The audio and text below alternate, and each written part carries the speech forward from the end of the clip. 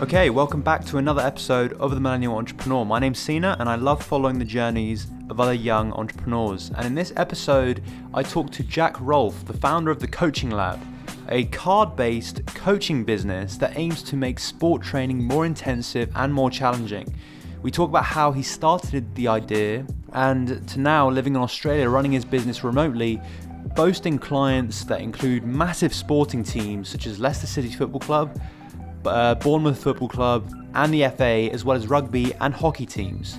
We even talk about how he's been featured in the best-selling football magazine in the UK, Match of the Day, and advice on how others can feature their business in magazines themselves. It was an incredible episode. I learned a lot from Jack, and I really hope that you guys enjoy the episode too. And if you do, please be sure to leave a written review, 5-star rating on Apple Podcasts, because if you do, you'll get a shout out by me. And in this week's shout out, I'm actually going to give it to someone who hasn't left a written review on Apple Podcasts because he's got an Android, unfortunately. I know I get a lot of messages from people wanting to review, but they're on Android, unfortunately, and you can't do it. It's weird, I don't know, but yeah, you can't leave a written review on Apple Podcasts if you're on Android, which is a bit annoying. But he DM'd me saying that he loved it and he gave me really good feedback. His name is Bruno Morgado. And yeah, the feedback that he gave is really, really helpful. And so I thought, to say thank you, I'd leave him a shout out in this episode. And if you, like him, want to feature in the next episode for a shout out, leave a written review or DM me. I'm pretty flexible with it. Follow us on Instagram. And yeah, let's go on the episode. Hey Jack, how's it going? Hey mate, how are you? Thanks for having me. Yeah, all good here. Can't complain. Mate, you are in Australia, aren't you? I am, yeah, probably the safest place and the best place to be in the world at the moment. Yeah, it's pretty cool. Yeah, absolutely brilliant. How did you decide to go to Australia? Did you just is it a gap year sort of thing or like? Yeah, so I came during my undergrad degree, came over for 6 weeks. Like everyone in England, you get a shed load of time off during university and kind of wanted to make that time kind of impactful and useful. So came over, did a bit of volunteering work just in sports teams, and came to play hockey in Western Australia in Perth. Went back to England after my 6 weeks, finished my degree, and then 3 years on, someone that I did a bit of work with over here said, Jack, I've got a part-time job. You can come and do your business over here, and you can pick up a few hours of me, and you can enjoy the winter weather that is 22 degrees in Western Australia. Yeah, mate, it sounds absolutely class. One of my mates is in Australia right now and he's absolutely loving it as well. But he just went there with no sort of intention to do anything. He just literally went there, got a job, got a place, and it's just like, yeah, I'll just live here for a bit. And he's loving it right now. He's got no intention to come back. So basically lost him. Yeah, but you went with a sort of, you said like your plan A, plan B, and plan C kind of dropped off, but you already you had a business going into Australia, so you knew that you were going to be working on that while you were going there. Yeah, 100%. And actually, it helped that having a product that is then shipped across the world. Actually, there was already my product used by coaches in Perth and in wider Australia. So actually, I jumped off the plane, and I knew people straight away. So there was that element which was really, really nice, but also the transition element that actually running a business means you have to be really connected. You can probably hear the dogs, my apologies. No worries. But yeah, so I suppose having those connections were really useful, but the transition element of, because I had to stay connected to the people back home, it just felt really smooth. I was just basically in a different coffee shop. My office is the coffee shop. I rotate around different coffee shops. So actually it was no different. So that was a really helpful and comforting thing in a way. What's the growth been of the coaching lab before we actually talk about like what the coaching lab is? But what was the growth of the coaching lab as you've been to Australia? Would you say it's the same, or would you say it's better, worse? Yeah, it's interesting because I think when we planned to come over, it wasn't to plan to be maybe here for this long duration. It was meant to be a bit more of a flexible trip, and also didn't expect any coronavirus to be in the world. So I think we had a perception of what it was going to be like, and that got scrapped, and then the new reality has been really positive. Ultimately, number one, that during this whole period, more people are spending more times on their mobile phones or in front of a screen. So our Yeah. content has then been better, because we know people are watching it more. So we've had to analyse that a little bit, which has then helped our growth, and it's opened more opportunities, particularly being on a different time zone. Working, living in a country that, yes, my product is here, but it's not as big as the UK.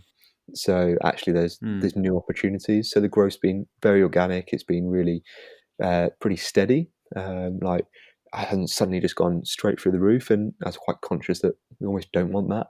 I kind of believe that the faster you grow, the quicker you fail. So it's just about working what works in the UK, or what works in Australia. Sorry, what can we take from the UK, and just combining that all together. Because I'd love to like know more detail, and I know loads of people would want to know. But what is the coaching lab? Yeah, it's a good question, and I think it's still one that I'm still trying to figure out in terms of. I find it hard to put a sentence on it because I think there's loads of different areas to it, and I'm dyslexic, so I don't like rules, and I don't like sentences that say it has to be like this. So ultimately, it supports sports coaches to unleash creativity, with the idea being that creativity is the ultimate competitive advantage you can have. And with that, the core product range is a set of match play cards, a series of cards that player challenges, team challenges, reflection questions to bring training to life, to make training look and feel like the game. So, you've got under 12 grassroots football coaches the boys, a couple of times a week, finds the boys quite hard to coach, probably wants to add a bit more of a buzz to it. And the whole idea is that match play card supports this. It makes training interactive, makes it look and feel like the game, and just provides another tool for coaches to use. Mm. So I think that's probably 70% of the business, and then the other 30%, and probably the area that's growing a lot, is that learning and development angle. So going in and delivering coaching to the Yeah. coaches, so supporting them. I'm just trying to understand, like, the for the playing cards, how does it actually work practically? So one example. So the first that we ever released was a set of challenge cards. So you had team challenges and individual challenges. So you might pick up a card, you might challenge another teammate. Okay, you've only got 4 seconds on the ball. So they call it kind of midfield dynamo. So can you receive the ball and you've only got 4 seconds? Can you be the hero? Is kind of the text on that card. And there's a team challenge might be kind of Barcelona way. So you can only pass the ball 5 meters, can't pass it any further. So replicating those kind of sporting heroes. So they're all practical actions that, with a bit of theory behind it, that it influences behaviour of players and individuals. So you might Mm. choose to give one to one team, one challenge to one team, but you might not tell the opposition. So can the opposition recognise what the challenge is? Can they, grow their ability to recognise and adapt, to overcome? Because ultimately, what we want to do is practical coaching and training is to connect training to the game.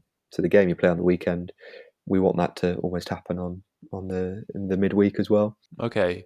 So so I'm just trying to understand a bit more. So the like a team would have these like deck of cards. They'd pick a card and say like one of them would be like play like Barcelona, so you can only pass up to 5 meters, nothing more.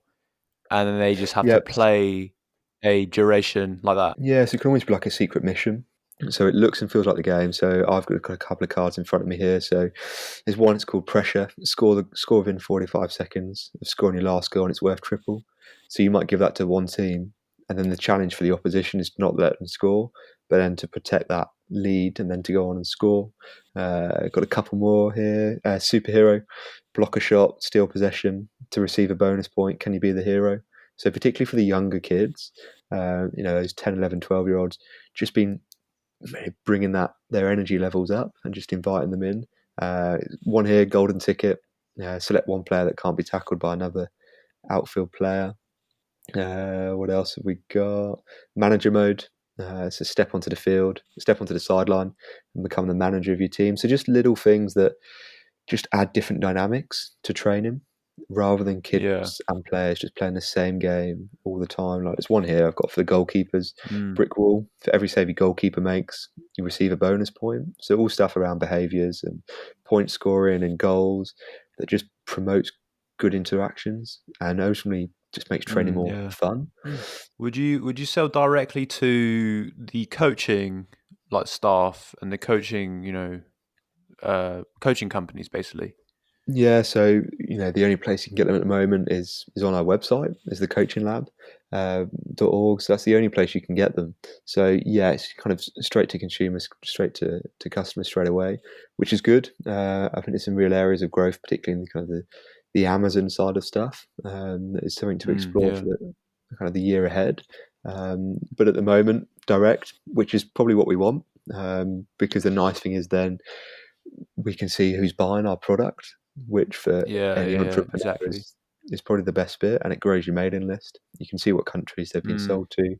You can see how many they're buying, where the postcode is, what their email address is, and that's an interesting one. What their email address is.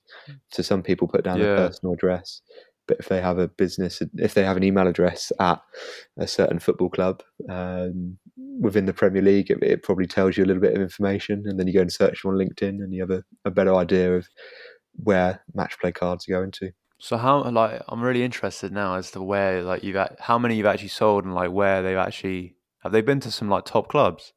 Yeah, so 27 different countries at the moment. We've had some go to Arsenal Football Club within their Oh academy, wow. AFC Bournemouth, Leicester City, some stuff within the FA, within the kind of England football, within their grassroots and development game. What have we had? Some rugby clubs across the world. Some good quality rugby clubs. USA field hockey, England and Great Britain hockey, Canada soccer. So it's a right mix of kind of Mm. names you can drop in of people that we recognise and used by this coach and this coach.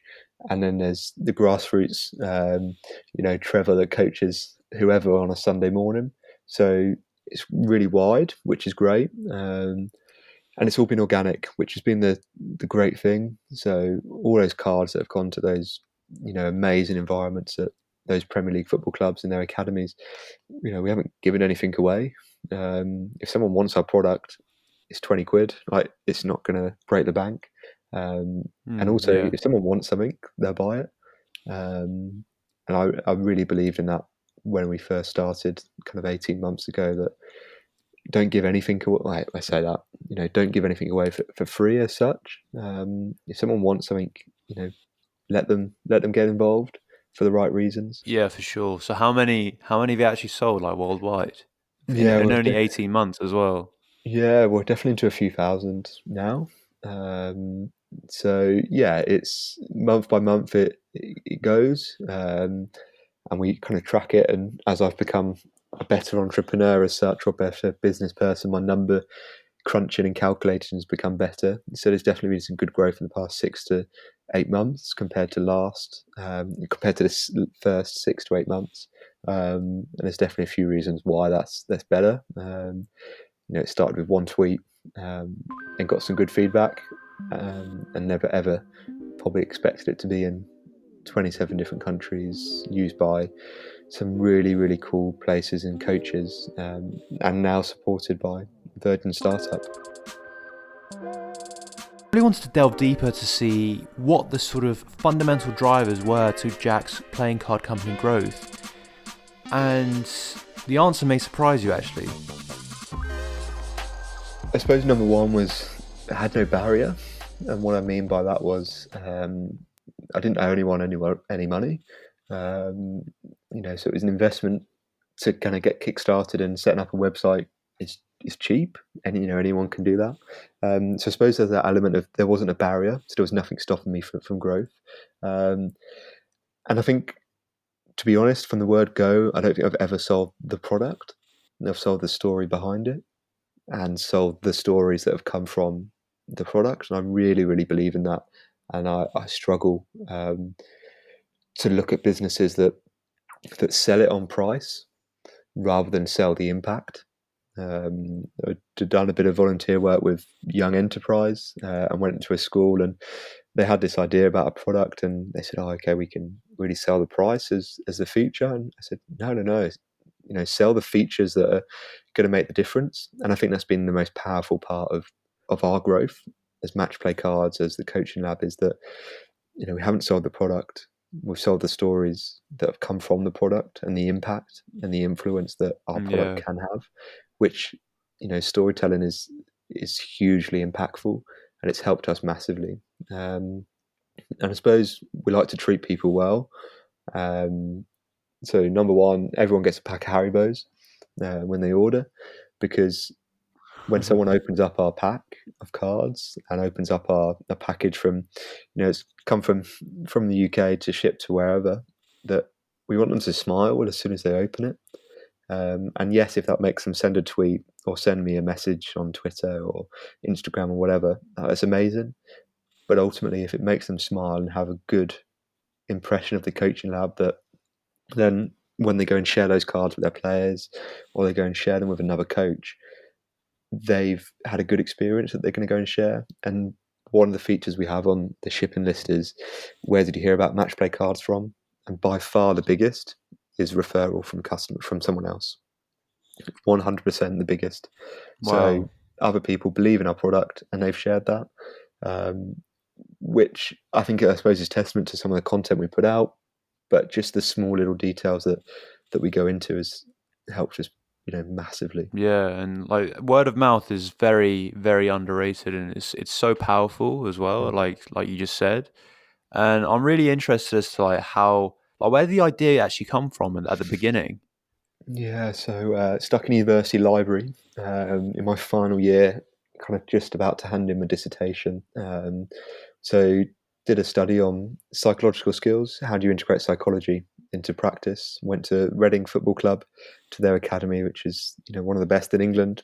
Went to some leading hockey clubs and coaches and teams and spoke to them, and ultimately came up with some really good research and some really easy points to take away. And that's great, but if it's going to sit in an 8,000 word assignment in a PDF with a load of big words in, that's no use to anybody. um, so it's kind of like, okay, I have the research, I have the impact, we know why we want to do it. How can we make this accessible, playful, and reachable to absolutely everyone across the world? Um, and playing cards was that idea. One, because everyone knows them, everyone's pretty comfortable with a deck of playing cards. They have the idea of basically what it's about, um, and that's kind of where the connection came. So the link between theory to practice was huge to me. There's not enough of it in Mm. coaching, and as a dyslexic, it was pretty important to me throughout my whole education. There's got to be theory to practice. Yeah, why did you decide to go from like you did that research, you did that, you went to Reading Football Club. Why how did you decide to go from that research into say and use that in playing cards and not anything else? Um, I suppose I did a coaching degree, and I coached throughout university, and I've coached across the world in many different kind of levels of environment. And one of the common themes is coaches probably don't interact with players enough, and players probably then haven't got the psychological skill sets to then go on and score a penalty under pressure, or go and make a decision under pressure. And that whole idea was basically my dissertation. It had all the ideas about how we can better support that in a training environment, and was something quite tangible and impactful. Um, and coaches are pretty simple people, and it has to be easy, it has to be non-invasive, and playing cards are non-invasive, because when you open one of our decks up straight away, it says there's no rules. We don't want to be limiting to the coach. So, and I think that's why we kind of wanted to bridge that gap between it, something that was accessible, something that was non-invasive to the individual, but adds good value and can be used in a million different ways. So our cards are not sport specific, which again has supported the growth of what we do. But I think they'd be the biggest kind of things that have influenced my decision making around creating a set of playing cards. Because I didn't start a business to make money.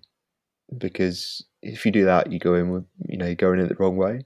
if you have a product or you have a service that people believe in, you'll make money. If you go in and say, okay, I want to make money and I'm going to sell this for X and turn over this and my profit margin's X, Y, and Z, that's great. It's fantastic, but you won't survive because you're money driven. But we're people driven and learning led. So that's been hugely useful to us, because it's just meant, I don't know, one, we're a little bit slower, a little bit more open eyes, bigger ears to listen, um, and want feedback and want to see what people are doing and want to see how they're being used. And that's why we check in with coaches, why we ring people up, email people, see how they're getting on, because we're not money driven. Like, of course you have to make Yeah. money to survive, but that's a byproduct of having an amazing, what I'd like to think is an amazing product or service. When you ring them up, like what sort of reception do you get from actually doing that? Because that's not something that you get all the time from companies where you shop from and from where you buy from. Yeah, I suppose there's an element of this that I didn't want my name, Jack Rolfe, to be over the branding, and it's not my business. Like, it is my business because I own it and it's 100% mine, but it's not about me, and it's about the consumer and whatever. So when I ring up and I say, "Hey, how's it going?" It's Jack, founder of the coaching lab. It's kind of like, who are you? Because I keep a pretty low profile. They're kind of behind social media in a way. So some people probably wouldn't, just totally out of the blue. And there's conversation straight away. And because I'm still a coach, and that's important that I coach a couple of hours a week, and because I'm in a coaching business now, that actually you've got a connection straight away. So we have common ground, and that's something I've always said I would do. If I run the business, that's fine, but I must continue to coach. Otherwise, I'm preaching values that that I'm not delivering myself. So, I ring up a hockey coach, a football coach, volleyball, whoever. There's some common knowledge there, and I think with any entrepreneur that rings up their consumer, there's going to be some common knowledge because you're the person that's made an idea probably for the people that you're actually ringing, and they're your target audience. And if you don't know your target audience, then you're probably not in the right spot.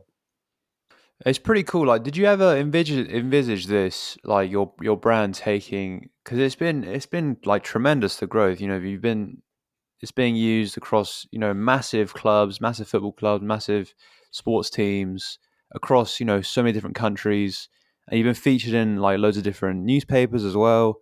Sorry, magazines. Like, did you ever envisage this to happen? Absolutely not. No. So I ordered 100 sets, or 100 decks. Didn't order any samples. On the first 100, there was no branding on the bag. The logo looked pretty shit, um, and it was just. I look back now and I can't really believe that I sold it in a way. And that's not because it was too quick. It's not because of anything like that. It's just because I didn't know any different. So absolutely had no idea that it would reach the impact that it has and survive. Coming up to 2 years in November, absolutely no idea. I've worked backwards, which has been good and bad, I suppose. The best bit about working backwards is there's always a step forward.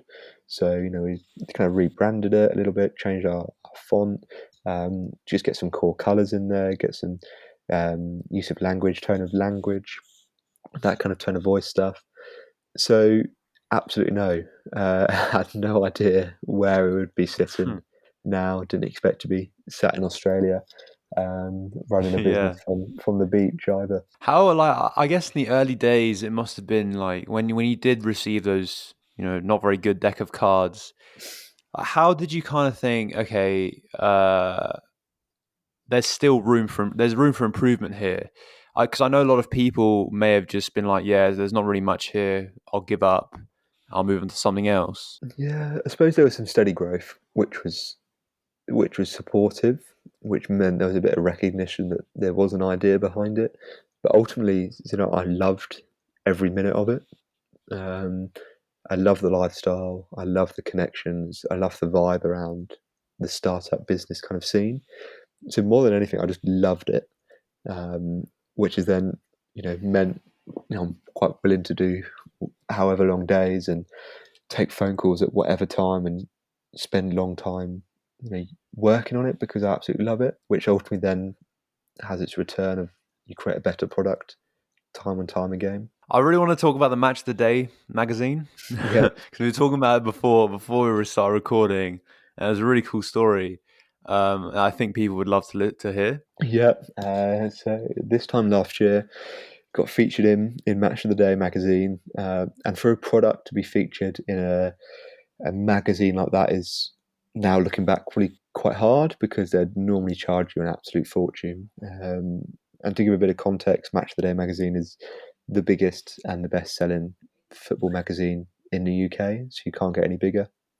And Yeah, I love my football, I love my Arsenal. They're my team, and I love Twitter as well, and you follow through a few people and whatever, and the editor of Match of the Day magazine came up, and he followed me back, and I kind of thought it's probably because we're both Arsenal fans, and both kind of live near London and whatever. And I thought, okay, right, I'm just going to drop him a message and said, right, I have this cool product. It'd be really nice to see if there's any possibility of just having a write up or kind of an article, or even just kind of catching your thoughts and seeing what you think to it.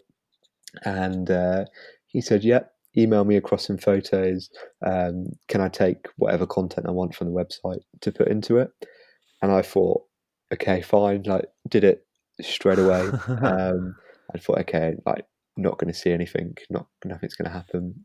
And I didn't hear anything for yeah. about 3 or 4 days. And then Monday morning, I got a message that said, "Oh, hey Jack, how's it going? Um, it'll be in the magazine tomorrow." So I went Oh down to mate, that's WH. class. Yeah, I went down to WH Smith's and a half a page spread in this full color best selling football magazine. So I pretty much went to every shop in my town, bought a couple of copies, and if I didn't buy one, I just opened the page and left it on the Just left newsstand. it there and walked off. Yeah, and just walked off. So like, it was wicked, and I'm still in touch with the guys at Match the Day, and we'll hopefully do some more stuff with them in the future. But that's just a prime example of, like, if you don't ask, you don't get, That's and it's 100% right. yeah, Yeah, so cool. definitely. Like you should, yeah. I think like Gary Vee says it. He says like you should DM like 100 people a day, asking them to like basically whatever you're trying to do, Mm. get help from them or whatever. And he says like one is bound to say yes. I think you just got very lucky that one was the and it was quite quick as well, like the Match of the Day magazine editor. Mm. So, but I mean, you asked like those people just wouldn't have asked in the first place. So yeah, the power of just DMing people is very underrated. And I think the other thing on PR and something I picked up from Virgin is not so much Match of the Day, but particularly journalists in terms of newspaper articles are lazy people. So if you're going to say, "Can I request to be in your newspaper?" Number one, that takes another email for them to send back. So I pretty much write the press release for them to amend and twist in a lot of context. So one just did like local newspaper back in my town, and basically I wrote the press release, and they amended it, and they put it straight in because they had to do no work pretty much. So that was one of the biggest things I've learned is do the work, do the groundwork for them, and make life as easy as possible for journalists, and just get to the Mm, point. Just make it super easy. You know, tell them what you want, tell them what you need, and what you can give them in return as well. What is the impact of the coaching lab being in the newspaper? Okay, there's 7,000 followers we've got on Twitter and whatever on Instagram, 2,500. So give them the benefits and the numbers behind why they'd want you involved. yeah, I think that's amazing, and I think that's something that I've really learnt from my guests. Actually, personally, is that you should literally message as many magazine, TV, whatever, podcasts in this case, but like yeah, that's the thing I've really gathered from my guests because I've had guests that have been on the One Show and Huffington Post and really cool stuff, and all they did was just email around, and one of them is bound to say yes. So yeah, like massive like respect to that because yeah, I think it's amazing. And you got to do your own PR. Like, you could pay a Yeah. PR agency to do it and whatever, but ultimately for a startup, like it's probably expense you don't want, and it's stuff you can learn. And if you're getting someone else to write your stuff for you, like it's probably not what it's not coming from you. It's not coming from you as an individual and as a business. So basically, I own a business, but I'm the PR manager. I do social media content. Add the life of a startup entrepreneur is everything all in one, and you have to embrace that. So where do you see the future of the coaching lab? Is it with the coaching element of it, or the carding, the cards? Yeah. So there's definitely more cards to come in the series, which is really exciting. And as I said at the start, conscious that we don't release everything at the same time. So there's some cool stuff around, you know, different elements of training that we'll focus on and release in due course. Love to kind of grow the coaching element of it, supporting the coaches, so practically delivering coach development for the individuals. I think whatever happens, I stay close to the values of be learning led and people driven, and that'll guide Mm. the business in the right direction. I've done a bit of volunteer work with kind of young enterprise, before I came to Australia, and really keen to give back to young entrepreneurs and startups as well. So I think there's also that other side of it, that if you own a business, you have a duty to support others and to share. I'd love to share my story and help others, grow their business and grow their skill set as well. Yeah, I mean, I'm sure the audience like listening now. I mean, they are primarily like, yeah, young people, obviously, and yeah, I really think they've learned a lot from you. So I think we'll just before we wrap it up, what is the one thing that you really want young people to take away from your story? Make the most of every opportunity you get, because you only get one opportunity or one shot, Yeah. and you have to make the most of every opportunity, and everything happens for a reason. That would be my biggest kind of thing. So how can people stay in touch with you and the coaching lab in the future? Yeah, so the coaching labs across all the social media, Facebook, LinkedIn, Instagram, Twitter, and that's just at the_coaching lab. If you type that in, you'll be on. And then our website is thecoachinglab.org, and you can drop me an email on info@thecoachinglab.org, or a DM on Twitter or Instagram, and that's JPR_25. And more than happy to chat, more than happy to kind of explore with other people and learn and connect. Yeah, for sure, man. Thank you so much, Jack, for joining me. Yeah, it's been a real pleasure talking to you, and I love like what you're doing in the coaching lab. I massive football fan as well myself, and I think when I was developing, this would have been a really cool thing for me to have, that I've taken advantage of. We didn't have it, but yeah, it would have been really cool. No, awesome. Thanks for having me on, and keep up the good work. It's great to listen to other young people causing a bit of chaos and making the older ones think. Yeah, for sure. Like the younger people, these guys, like there's some teenagers that are like scaring me because they're just like, it's crazy. You have no idea that it's mental. But yeah, it's really cool to see. Yeah, I saw a young enterprise group at school that kind of won not charity of the year, but young business of the year, and theirs was reusable tents or recyclable tents for music venues, so single use, Mate, just sick get idea. rid of them, like cardboard style. And I was kind of looking at it. Yeah. Number one, why didn't I think of it? And then number two, these guys are like 15, 16, and they launched their Yeah. business, and they're just like smashing it. So there's some really good stuff going on. It's scary, but in a good way, in a very Yeah, good way. it But definitely. anyway, I'll let you go on the rest of your day. Thank you so much again, and I'll see you later. Top man, keep up the good work. I want to thank every one of you for tuning into every episode and for following us on our Instagram page, leaving reviews. Any way that you support the page, I really want to thank you, because it really does help me out. And yeah, it's really nice of you to do that. And all the messages that I receive are really nice. I really can't thank you enough. And for all the shares to other people, I really can't thank you enough again. I really appreciate it. But as well, if you've got any feedback, I'd love to hear it, because I'm always improving, and I can only improve if you guys give me some tips. So if you guys give me aspects of the podcast you like, aspects of the podcast you don't like, so we can go forward. So yeah, thank you so much again, and I'll see you in the next episode.